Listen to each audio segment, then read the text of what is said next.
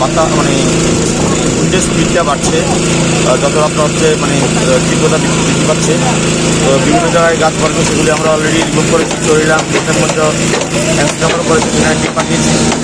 আর আমাদের এখানে সিলভারের ক্লাব যেগুলো নাজমঙ্গল, তো ওনারা মানে পুজোর একটা প্যান্ডেলে গেট বানিয়েছিলেন, বিশাল বড় বাতি স্ট্রাকচার।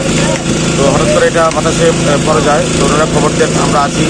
আমাদের civil defence volunteer, 7 battalion TSR, fire service সবাই হাত লাগায়।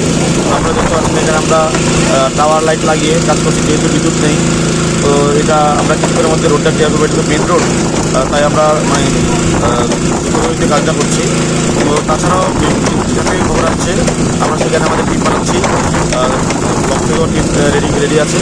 তো আমরা যে কোনো মুহূর্তে যে কোনো দুর্যোগ মোকাবেলায় আমরা সক্ষম, আমরা সেটা করবো। শুধু জনগণের হচ্ছে আবেদন যে ঘরের সময় বা বাতাসের সময় সেটা নিচে দাঁড়াবেন না, ভয়ের কোনো কারণ নেই।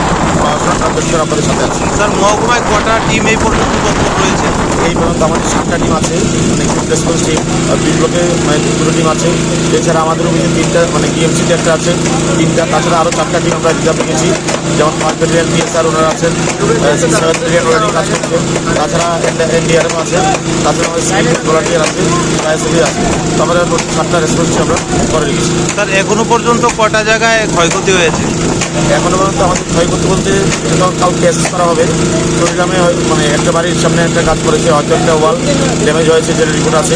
তাছাড়া এখন অব্দি মেন রোডেই পড়েছে, এখন অব্দি আমাদের কাছে খবর নেই যে কেউ হতাহত বা কেউ আহত হয়েছেন।